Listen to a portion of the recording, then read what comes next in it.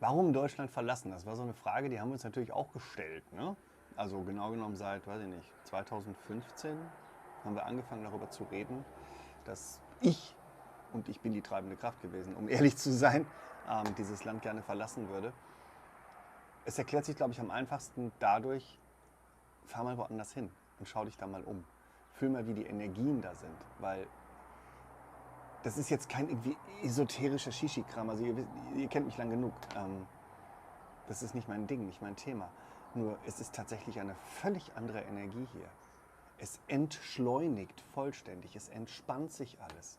Je näher wir unserem Ziel gekommen sind, desto entspannter und ruhiger wurden wir, desto egaler wurden Dinge, desto relaxter haben wir uns gefühlt.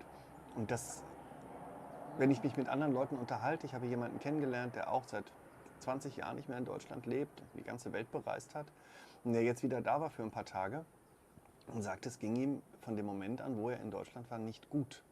Also er hat sich körperlich unwohl gefühlt, weil eine ganz seltsame Energie in diesem Land herrscht. Menschen werden gespalten. Es fing tatsächlich an mit 2015, 2016, wo du entweder für die Flüchtlinge warst oder du warst gegen die Flüchtlinge. Und ich habe jetzt hier keine Lust, ein politisches Statement abzugeben, so jeder soll nach seiner Fassung selig werden.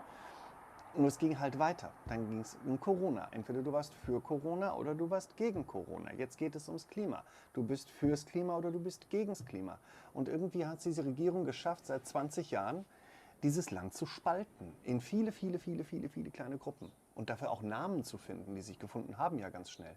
Und das ist einfach etwas, was an anderen Plätzen der Welt deutlich anders funktioniert. Und in unserer Wahrnehmung, je weiter in den Süden wir kommen und gekommen sind, desto entspannter waren auch die Menschen. Freundlicher, offener, hilfsbereiter.